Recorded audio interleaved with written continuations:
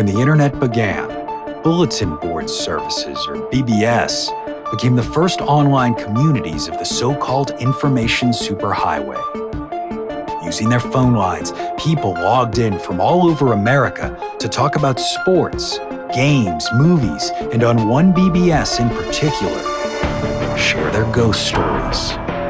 Over time, those communities all went dark, except for one lone server that continues to operate somewhere in an unknown part of Pennsylvania's Rust Belt. A relic of the 1990s, veiled in mystery, it is a digital archive of humanity's strangest encounters with the unknown, as told by the people who experienced them.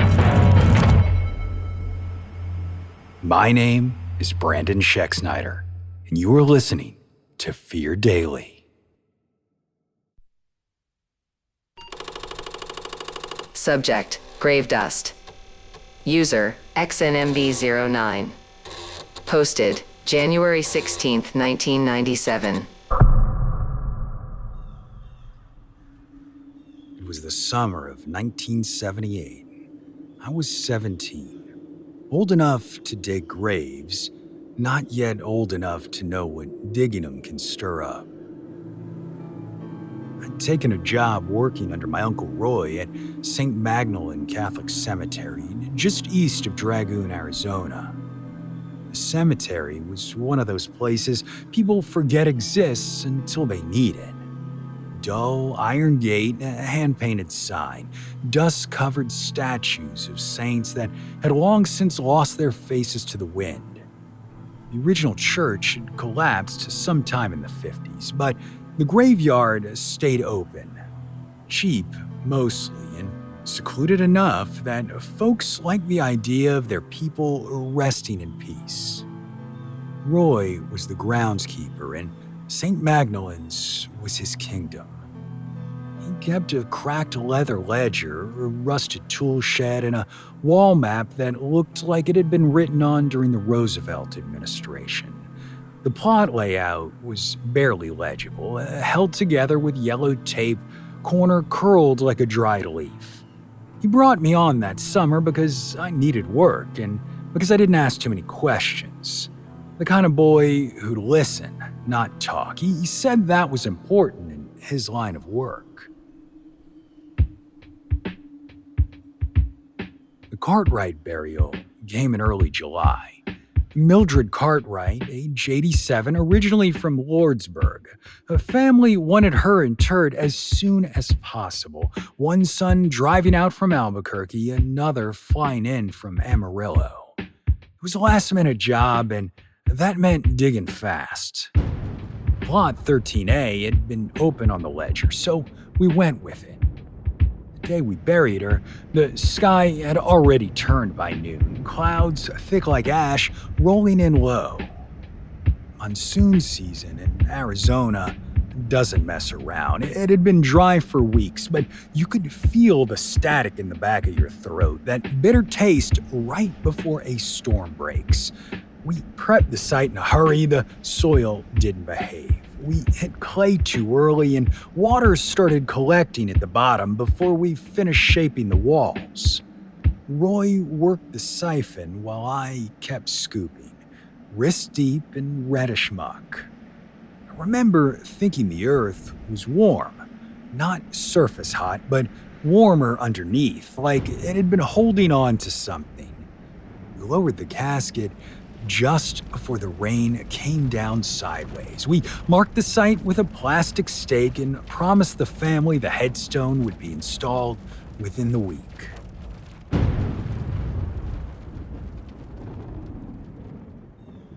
Three mornings later, I was making the usual rounds. Rake in one hand, clipboard in the other. The rain had passed, but the cemetery still felt sticky, like it hadn't dried properly. I walked past 13A and stopped. The dirt had sunk. Not unusual on its own, fresh graves settle, but this was different. The depression wasn't uniform. It dipped at a slant, with one edge deeper than the other, like something underneath had shifted. pulled out the rebar rod we used to test grave depth, pushed it down. 16 inches in, it struck something. Not the Cartwright casket. It sat at least 4 feet below that mark. This was too shallow. I flagged Roy. He showed up with his thermos and that look he got when he already knew what it'd find, but hoped he was wrong. We dug. Slow at first, then faster when the edge of old splintered wood showed through. It was another coffin. Older, unmarked, not sealed. The nails had rusted away. Corded twine hung loose where someone had once tried to bind it shut. The lid had warped enough that we could see the lining inside, cloth that had blackened and stuck to the wood. Scratches marked the top, running horizontal, deep and ragged. I remember Roy saying something under his breath, but I couldn't make it out. There were words etched on the lid, Spanish. Not carved, more like scratched over and over until they cut through the grain. In English, it said, "She wouldn't stay dead." Roy covered it back up, no hesitation, told me we'd seen nothing and that the Cartwrights were to be left in peace. I did not argue. In the weeks that followed, I noticed the older headstones on the east side starting to tilt. One cracked clean across the base. I reported it. Roy shrugged and said the rain had shifted the ground. The ledger said those graves were from the 1890s. No family to complain, no one left to remember who they were. Then I started hearing the chapel door unclick. Not open, just unlatched. I'd lock it, check it, and come back in the morning to find it swaying.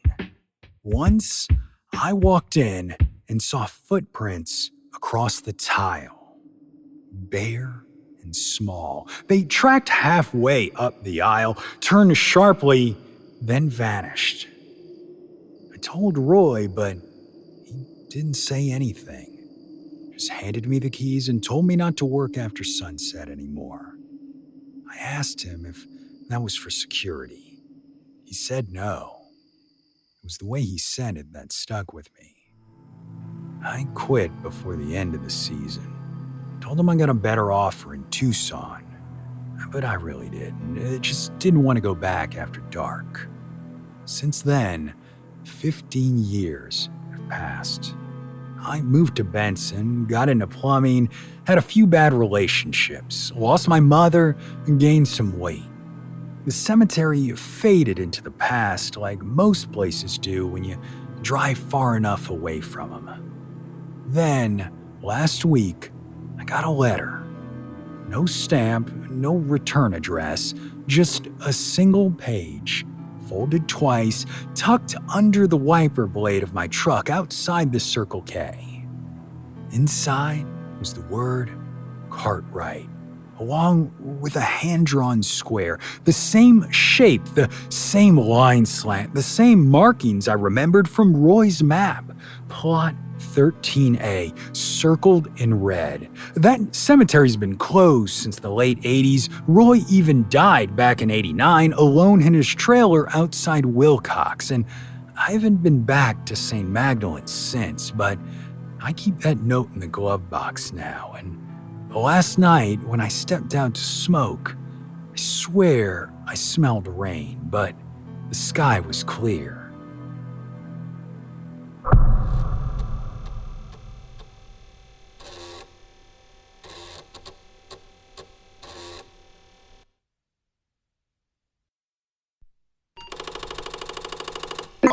Subject, Witch Doors. User, Hinter90. Posted, September 2nd, 1999.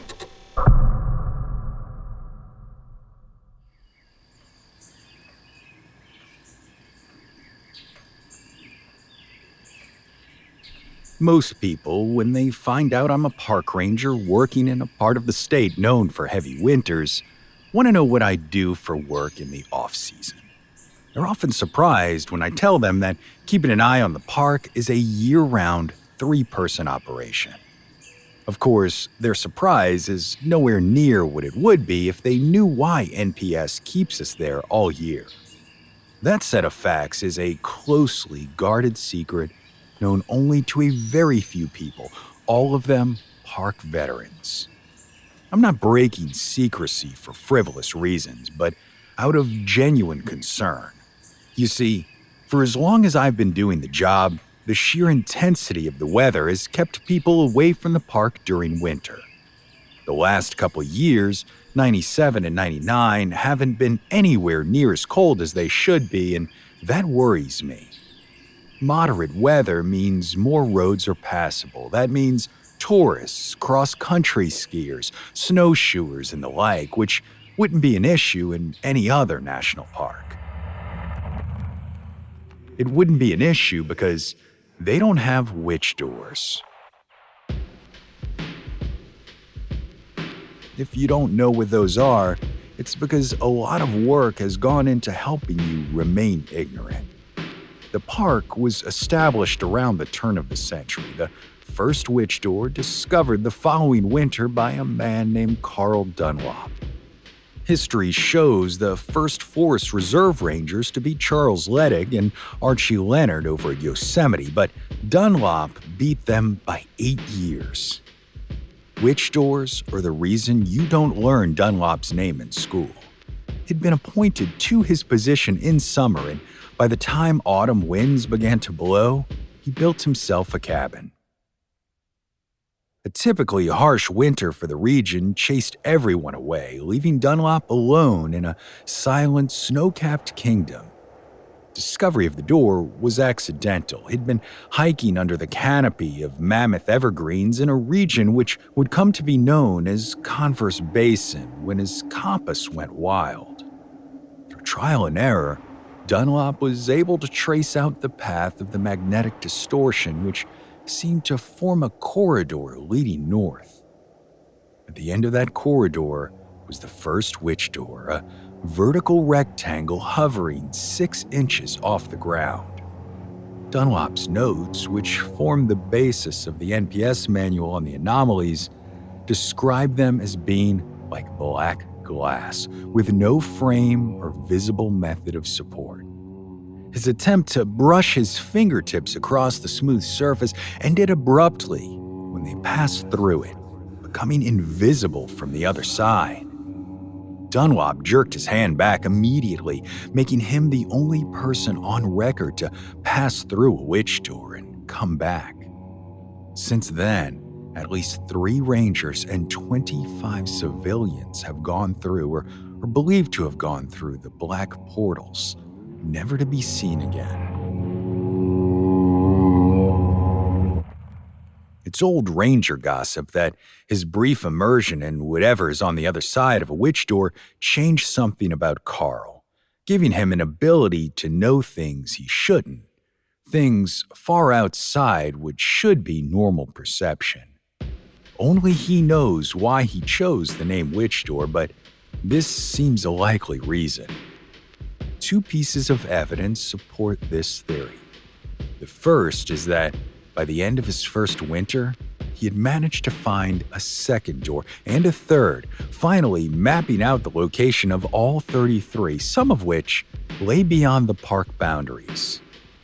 Those orders were quietly expanded the following year. While you could pass off Dunlop's success at locating what amounts to 33 needles in a vast haystack to pure dedication, his final act is impossible to dismiss.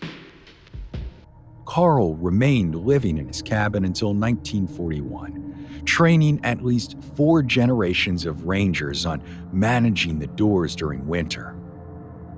This eventually came to include disposal of vehicles and belongings left behind by the few visitors unfortunate enough to make their way to our park during witch door season.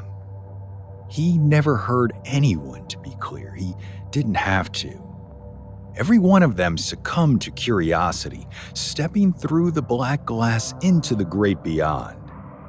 Once his health began to decline, he stepped back from day-to-day operations, ceding control to the man he had so carefully trained. Then, one winter morning, a ranger with a question for Dunlop came knocking at the door of his cabin. He was gone, and on the table where he'd taken his meals for more than 50 years was a note. The original copy remains in the park archive, preserved under glass next to a picture of the man. It reads, "I've spent my entire adult life within the confines of this park, and yet I see so much further. The world is about to change in more ways than I can possibly describe. It is no rough beast which slouches its way toward Bethlehem, but a great colossus, its steps gouging furrows into our collective soul. I am too much of the old world to survive the new, and so I choose to leave on my own terms, satisfying my most lingering curiosity. What awaits on the other side of the witch door? I ask that you do not follow me."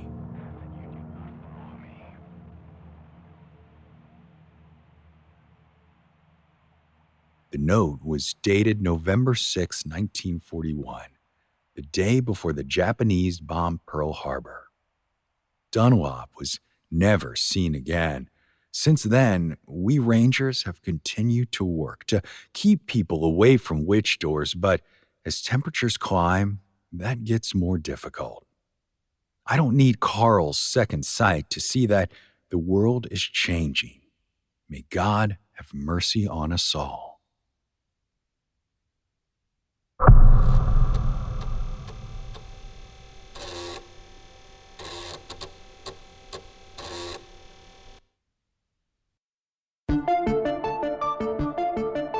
Fear Daily is an independent podcast hosted by Brandon Schexnayder and written by Brennan Storr, with Joanna Smith serving as the consulting editor, audio production by Rachel Boyd, and sound design by Southern Gothic Media.